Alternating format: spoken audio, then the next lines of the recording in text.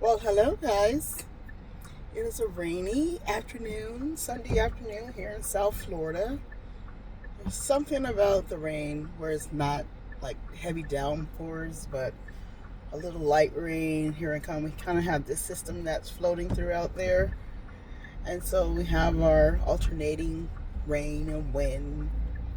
But ultimately, it's rather refreshing. It gives us a time to kind of settle down, restart, and kind of take a deep breath, and it's renewing because the rain comes to nourish the grass and wash away all of the impurities that are in the air and some of the dust off the car. So in this point, I'm taking a little time to reflect.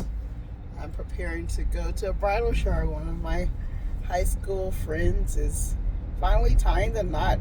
We've been good friends for a while, and so the four of us girls were going to get together and celebrate this new beginning in her chapter of life. And so, as we have new beginnings with that, I am taking this moment, having gone through Sunday service and heard a great message that was encouraging and which spoke about, restarting, renewing, taking the time to acknowledge that we have our shortcomings. Everybody has their shortcomings.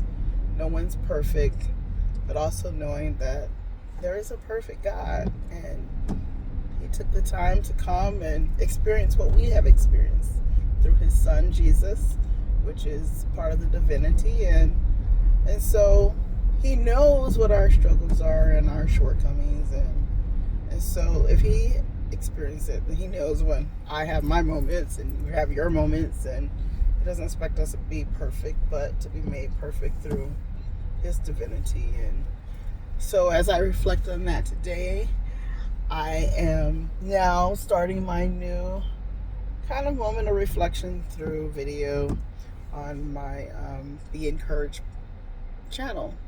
Through Be Encouraged stands for Blue Now, which is my company. I'm the founder of a company called Blue Now Media Group.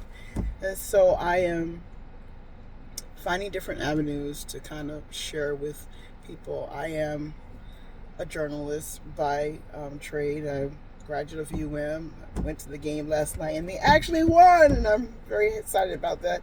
Hopefully this will be a winning season for them, but I think this is also a good time to kind of expand my network. I have also this year taken on the role of being a minister for my church. My father is a pastor of a church, and mostly I deal with ministering to our youth department. Today we had a great fourth Sunday, Youth Sunday, October 26th, where my niece spoke very enlightening, shared a lot of her testimony, and also encourage people to, find find your find a way to expand, and get your armor and gear and the things that help you through life, through prayer, through worship, through getting more into the Word and fasting and praying.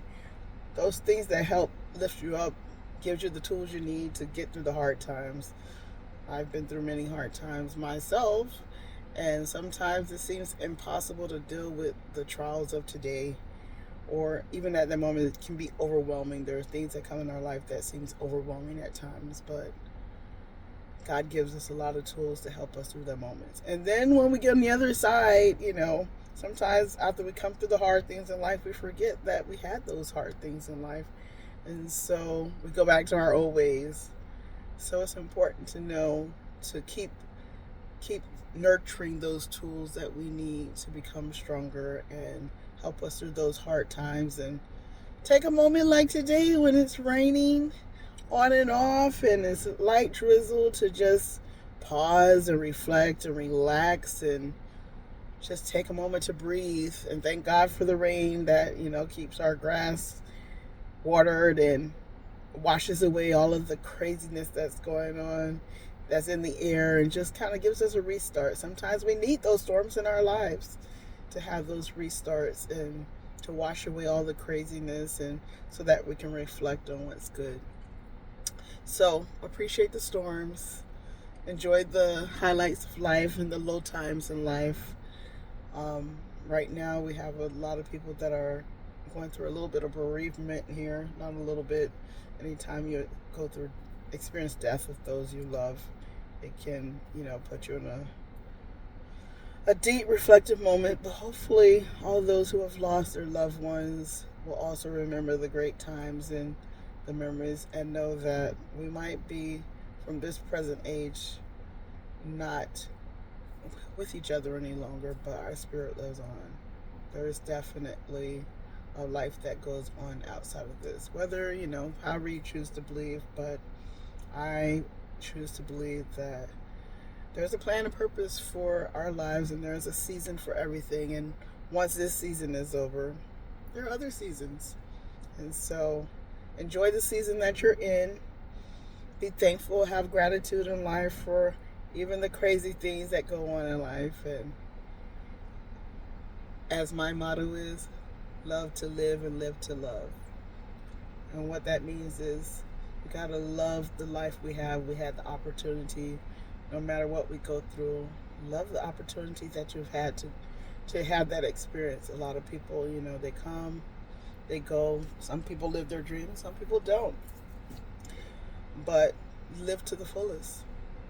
And live to love those who need some love, whether they're your immediate family, friends, or like today we're getting together with the girlfriends. We've been friends for decades, since high school. Take time to appreciate each other. It's not forever. We don't have forever with each other here. But take time to enjoy life and appreciate the rain. Appreciate the sun when it comes out. Appreciate each other. Love to live and live to love.